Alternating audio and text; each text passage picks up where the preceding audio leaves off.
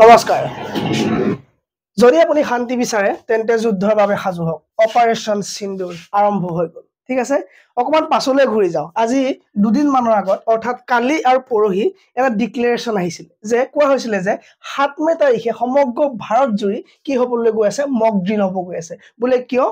কি কাৰণে হ'ব গৈ আছে কাৰণ আমাৰ কি হৈছিল জম্মু কাশ্মীৰত ২৬ জন মানুহক পেহেলগাম নামৰ ঠাইত কি কৰা হৈছিল এটেক কৰা হৈছিল ঠিক আছে কেতিয়া এপ্ৰিলৰ ২২ তাৰিখে আৰু তাৰ কাৰণে আমাৰ ভাৰত চৰকাৰৰ তৰফৰ পৰা কোৱা হৈছিল যে পাকিস্তান আপোনালোকৰ সাৱধান থাকিব আপোনালোকৰ ওপৰত কি হ'ব কেতিয়া কি হ'ব ঠিক নাই ঠিক আছে সো যুদ্ধৰ এটা সিচুৱেচন আৰম্ভ হৈ গৈছিল স্লোলি এন্ড গ্ৰেজুৱেলি ঠিক আছে কিন্তু এই কথাটো কালি কৈছিল যে ৭ মে তাৰিখে কি হ'ব ২৪৪ খন ডিস্ট্ৰিক্টৰ অসমকে ধৰি অসম জুহাটকে ধৰি কেবাখনো জিলা আৰু সমগ্ৰ ভাৰতৰ ২৪৪ খন জিলাত মক ড্ৰিল আৰম্ভ হ'ব অৰ্থাৎ শিকোৱা যাব যে যুদ্ধ সময় হলে মানে কি কৰিব লাগিব আপোনালোকে কি কৰিব নালাগিব স্কুল কলেজত কি ব্যৱস্থা ল'ব লাগিব লৰা সকলক কি শিকোৱা হ'ব এনসিসি ক্যাডেট সকলে কি কাম কৰিব লাগিব সকলো মানুহ মানে কি ইনস্পায়াৰ কৰি ৰখা হৈছিল যে আপোনালোক ৰেডি থাকক কেতিয়া কি সিচুৱেচন আহিব একো ঠিক নাই ঠিক আছে টেবুল চকীত লগত কেতিয়া সমাব লাগিব একো ঠিক নাই সো গুটে ফৰ্মালিটি খিন দি প্লে ৱাৰ লাইক সিচুৱেচন হ'ব গৈ আছে সো কি কাম কৰিব লাগিব আপোনালোক সকলো ৰেডি হৈ থাকিব এই বিষয়ে শিকাবৰ কাৰণে ৭ তাৰিখ অৰ্থাৎ আজিৰ দিনটোত ২০২৫ ৭ মে আজিৰ দিনটোতে গুটেখিনি কথা শিকোৱা হ'ব বুলি এখন প্ৰেছ আহিছিল প্ৰেছ নটিফিকেশন আহিছিল সো অহাৰ পাছত তৎক্ষণাত কি হ'ল তৎক্ষণাত এনেকুৱা টুইট আহিলে যে ৰাজনাথ সিংৰ দুটামান বজাতে সো দুটামান বজাতে এটা টুইট আহিলে আজি ৰাতিপুৱা যে ভাৰত মাতা কি জয় ঠিক আছে আৰু টুইটটো অহাৰ পাছতে এইটো টুইট এতিয়াৰ পৰা ৭ ঘণ্টাৰ আগৰ টুইট তাৰমানে ২-১ বজাৰ টুইট হয় তাৰ পাছতে আৰম্ভ হৈ গ'ল পাকিস্তানত এটা ঘটনা যেটো ঘটনা হৈ গ'ল আপোনাৰ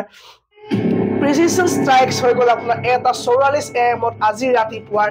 কোনো গমে নাপালে পাকিস্তানৰ মানুহ শুই থাকোতে ৯টা জায়গাত কি কৰা হল এটেক কৰা হল ৯টা জায়গাত এটেক কৰি পেলাই মেইন যিকেইটা চেণ্টাৰ আছিল পাকিস্তানৰ এই ধৰণে উৰুৱাই শেষ কৰি দিয়া হল কোনো গমেই নাপালে টোপনিত থাকোতে ভাৰতে কি কৰিলে এটেক কৰি পেলাই গোটেই কেইটা জায়গা কি কৰিলে শেষ কৰি থৈ আহিলে এতিয়া কথা হল এই এটেক যে কৰিলে নাম কি দিলে ইয়াৰ মিশনটো নাম কি আছিল এই মিশনটোৰ নাম দিলে মিশন সিন্দুৰ এটেক কৰা কেই ঘণ্টা মানৰ পাছতে এখন প্ৰেছ মিট আহে ভাৰত চৰকাৰৰ পৰা চাব দেই প্ৰেছ মিটখন তেওঁলোকে লিখে যে আমাৰ ২২ এপ্ৰিল তাৰিখে যি হিংসাত্মক ঘটনা ঘটিছিল সন্ত্ৰাসবাদীৰ দ্বাৰা যি হিংসাত্মক ঘটনা ঘটিছিল সেই ঘটনাৰ মাত্ৰ পুটক তুলিবলৈ সেই ঘটনাৰ আমি প্ৰতিটো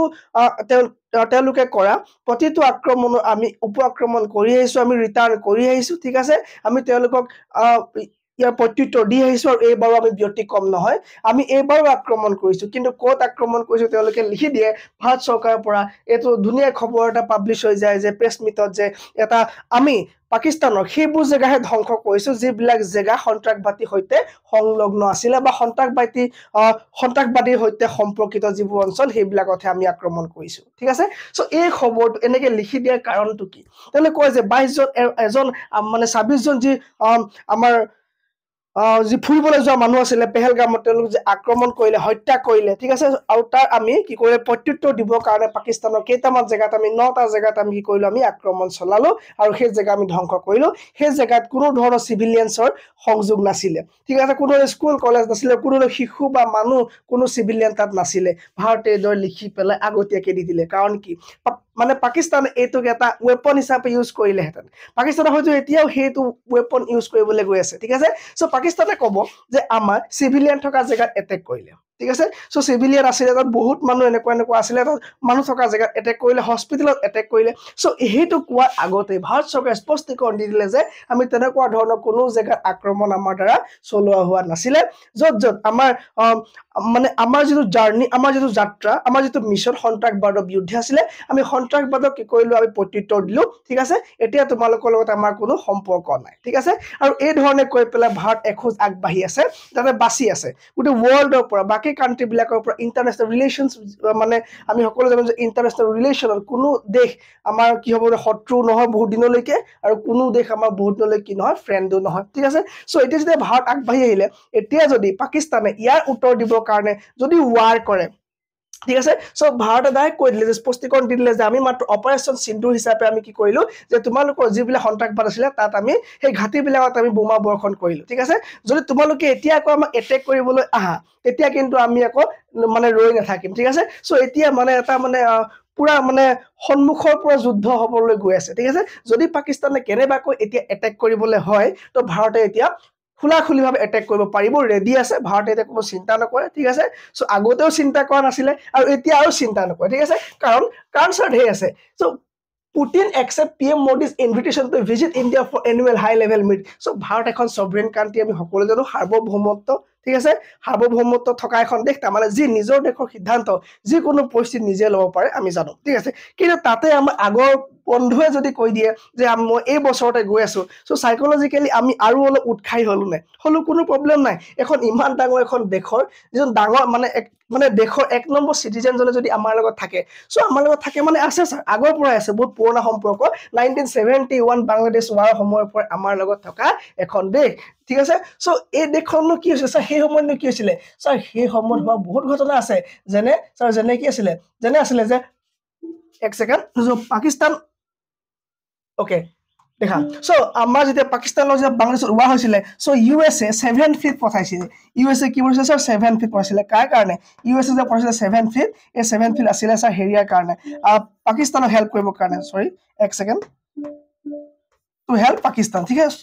পাকিস্তানক হেল্প কৰিবৰ কাৰণে 7 ফিট পঠাই দিয়া হৈছিলে এটা নৌ বাহিনী বৰ ডাঙৰ জাহাজ সদৃশ ঠিক আছে একদম ধুনিয়াকে তোমাৰ সুসজ্জিতভাৱে তাৰপৰ নেভেল শিপ এগালমান নেভেল শিপ তাৰপৰে তোমাৰ এয়াৰ ফোৰ্স থাকিব তাৰপৰে ফাইট কৰিব পাৰিব এই ধৰণে মানে পাকিস্তানৰ সহায় কৰিবৰ কাৰণে আমেৰিকাৰ মানে সাপোৰ্টত অহা এখন শিপ 7 ফিট আৰু যেতিয়া আমাৰ প্ৰাইম মিনিষ্টাৰ যেতিয়া মানে ৰাছিয়া খবৰ দিলে যে আমাৰ কাৰণে এটা বহুত ডাঙৰ বিপদ আহি আছে যে এই ধৰণে 7 ফিট আহি আছে আমি কি কৰা যায় সো একো চিন্তা কৰিব নালাগে মই অচেন ফিট পঠাই আছো ঠিক আছে মই পেসিফিক যি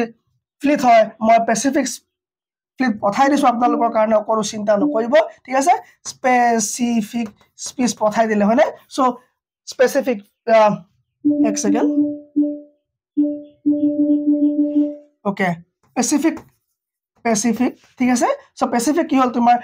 ফ্লিট যেতিয়া পঠাই দিলে সো ভাৰতৰ হাতত শক্তি আহি গল আৰু পাকিস্তানে ঘূৰি যাবলৈ বাধ্য হৈছিল ঠিক আছে সো এই শক্তিৰ লগত এই নেভেল শিপৰ সন্মুখত বাকি নেভেল শিপৰ কোনো মূল্যই নাই আৰু এই ধৰণে আমাক তেতিয়াৰ পৰাই আমাৰ লগত আছে কোন ৰাছিয়া আমাৰ লগত তেতিয়াৰ পৰাই আছে ঠিক আছে আৰু ইউএসএ গো বেক হৈ যাব লগা হৈছিল আৰু তাৰ পাছতে 93,000 পাকিস্তানী সোলজাৰ্ছ তেতিয়া আমাৰ ওচৰত আত্মসমৰ্পণ কৰি থৈ গৈছে ঠিক আছে সো পাকিস্তানী এইবিলাক কথা পাহৰি যাব নালাগে যে তেওঁলোকৰ আগৰ অৱস্থাটো কি হৈছিল ঠিক আছে সো এই ধৰণৰ অৱস্থা এটা আমি আগতে আমাৰ বন্ধুৱে সহায় কৰি থৈছে সো এতিয়াটো আৰু চিন্তাই নাই সো এই যেতিয়া এটা এনুৱেল মিটিং বা যিকোনো নামতে হওক আহিব যেতিয়া কিবা ইন্ডিকেট কৰে ন সো একো এটা প্ৰবলেম নহব সো এতিয়া চাওক এতিয়া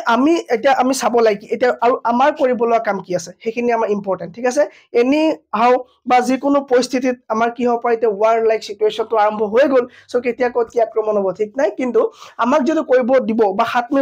মানে আজিৰ পৰা যিবিলাক মক ড্ৰিলছ আৰম্ভ হ'ব গৈ আছে সেইখিত আমাৰ কিন্তু নিজৰ কৰিবলগা কাম বহুত থাকিব ঠিক আছে সো 7 মে আজিৰ তাৰিখটো তোমাৰ কি দিছে যে কিছুমান যুদ্ধ প্ৰস্তুতিৰ কাৰণে মানে কিছুমান স্ট্ৰেটেজি এপ্লাই কৰিব কিছুমান কাম চলিব যেনে এয়াৰ ৰেড সাইৰেন টেষ্ট হ'ব পাৰে তাৰমানে আকাশ মাৰ্গত সাইৰেন বাজিব পাৰে ঠিক আছে দিল্লীত অলৰেডি 60টা সাইৰেনছ কি কৰা হৈছে এক্টিভেট কৰা হৈছে সো মানুহবিলাকক সক্ৰিয় কৰি তুলিবৰ কাৰণে কেনেকৈ আমি ওয়াৰ সময়ত আমি কি কৰিব লাগিব আমি বিদ্ৰোহসকলক কি কৰিব লাগিব ঠিক আছে এইখিনি গুটেখিনি কাম ব্লেক আউট হ'ব পাৰে তো ক্ৰেশ ব্লেক আউট হ'ব আৰু ব্লেক আউট হ'বৰ কাৰণে মানে বহুত এটা গুৰুত্বপূৰ্ণ এটো এটা কি হয় এটা স্ট্ৰেটেজি হয় ঠিক আছে ওয়াৰ টাইমত এয়াৰ ষ্ট্ৰাইকৰ পৰা আপুনি বাচিবৰ কাৰণে ব্লেক আউট হোৱাটো বহুত বেছি কি হয় গুৰুত্বপূৰ্ণ ঠিক আছে তো আপুনি এইটো দেখাব নাযাব যে আপোনাৰ ঘৰত ইনভাৰ্টাৰ আছে আপোনাৰ ঘৰত ডাঙৰ ডাঙৰ লাইট আছে আপুনি সবৰে কাৰেণ্টটো কাট খাই যাব কিন্তু আপুনি লাইট লগাই থব সব পোহৰ কৰি ৰাখিব দিৱালী পাতিব আপুনি সেইটো কথা কেতিয়া নভাবিব ঠিক আছে সো সেই আপুনি টাৰ্গেটটো হ'বলৈ আছে ওকে সো যেতিয়া আপোনাক ব্লেক আউট কৰিবলৈ কোৱা হ'ব বা যেতিয়া ব্লেক আউট কৰি দিব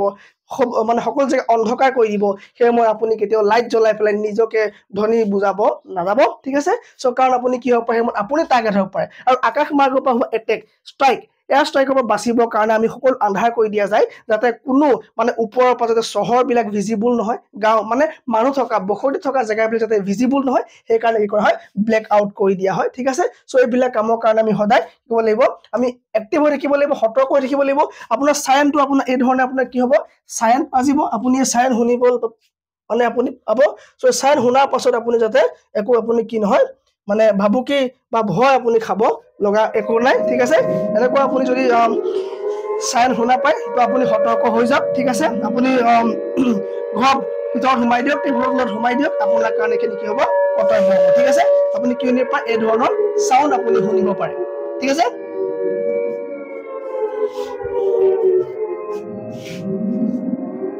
ডান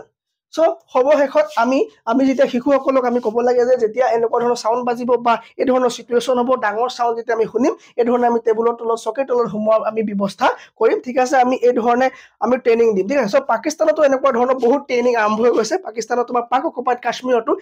মানে শিশুসকলক কেনেকৈ ওপৰৰ বিল্ডিঙৰ পৰা তললৈ নামিব লাগিব সো জঁপিয়াব লাগিব কেনেকৈ সো এই গোটেইসমূহ ট্ৰেইনিং তেওঁলোকৰ শিশুসকলক স্কুলত দিয়া হৈ গৈছে আৰু আমি স্কুল কলেজ এনচিচি যিসমূহ ল'ৰা ছোৱালী থাকিব সেইসকল সদায় এক্টিভ হৈ থাকিব যদি সোশ্যালি এনেকুৱা কিবা এটা ঘটনা আপুনি ঘটা দেখিছে যে ক'ৰবাত আপোনাৰ সাইন বজা শুনিছে বা কিবা মক ড্ৰিলিং হৈ থকা আপুনি দেখিছে সো তেতিয়া আপুনি নিজে আগবাঢ়ি গৈ পেলাই আপুনি সহায় কৰিবৰ কাৰণে আগবাঢ়ি যাব এইটো আপোনাৰ কৰণীয় হ'ব ঠিক আছে সো দিনটো ভাল খবৰটো সকলোৱে যাতে জানক আপুনি পাৰিলে ভিডিঅ'টো আপোনাৰ হোৱাটছআপ গ্ৰুপত শ্বেয়াৰ কৰক কি হ'ব কি নাই নেক্সট আপডেট মই লৈ আহি আছো তেতিয়ালৈকে জয় হিন্দ